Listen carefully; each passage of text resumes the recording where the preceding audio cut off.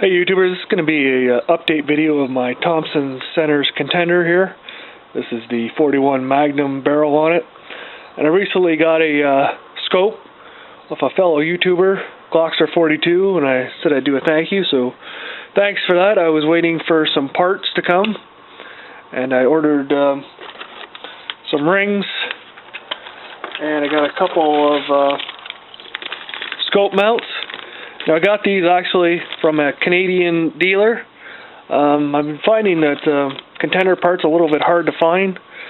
Numeric had some, but their site was down, and ordering from the States is kind of a pain, and I was actually real glad to find these in a Canadian site. I'll leave the name of it in the description. I also picked up some of this. It's brass.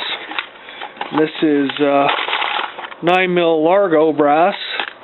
I have a rifle that shoots this, which I'm going to do a bit of a video on when I get this loaded up.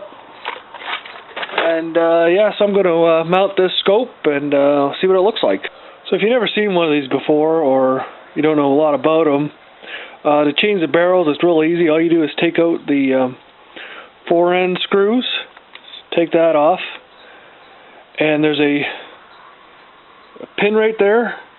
All you do is just open the action and push it through. Just like that. And the barrel just slides off. You put your whatever barrel you want to put on, slide the pin back in, put your foregrip on, and you're ready to go. Just that easy. Well, I don't know how well that's going to focus, but ran into a bit of a problem here. It seems that the original sights, they have really short screws that just barely go through the top of the sight, and that actually screw into the barrel here. It looks like they might have backed themselves out over time and stripped the hole. So I'm going to have to find a tap, a really small tap. I think my neighbor should have one. He's a retired machinist, and the other two holes that aren't used are right full of crap too. So I kind of have to dig that out without damaging the threads too much, and so I can mount the scope top mount. So I'll come back after I get. Okay, a bit of an update. That's what it's going to look like once I get the scope mounted on there properly. The base is only being held on there by one screw. I just wanted to put it on there just see what it looks like.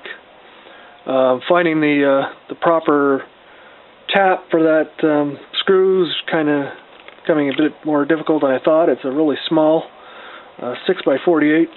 I've already talked to a retired machinist and his son who's a millwright, and they've looked through their boxes and they don't work with anything that small. So right now it's up to a friend of mine who's works in the tool and die, tool and mold trade. I'm going to see if he can get me on wherever he buys his tools. But so anyways, once again I want to thank Glockster42 for giving me a hell of a deal on this Vortex Crossfire.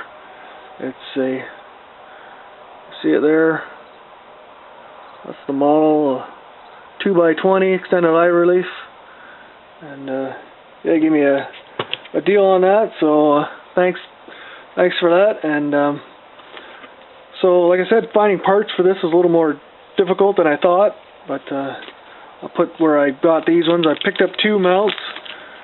That's all I had left. I think the Encore must have a different mount because it says only for the Thompson contender and the Gen 2 contender.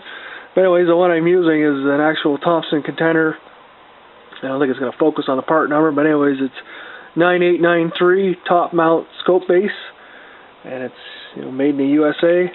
The one thing I thought was kind of neat, I didn't know, was oh, it's not going to focus. The Thompson Center Arms is a Smith & Wesson company. I didn't know. I don't know if that's still true or not, but anyways, so I got that one. I picked up a Weaver, made in the USA. So I'm going to put it on a different barrel. And the scope rings I picked up are Durasight. I don't know anything about these, but they're quick detached scope mounts. Made in the USA too. So I don't know if they're any good or not, but they're quick release, so hopefully I can just swap that scope from onto the different barrels. Yeah, so that's it. So once I get that scope mounted on there properly, I've already got some 41 Magnum loaded up, so I'll take this out to the range and see how accurate this barrel really is. So thanks for watching, and I'll see you on the flip side.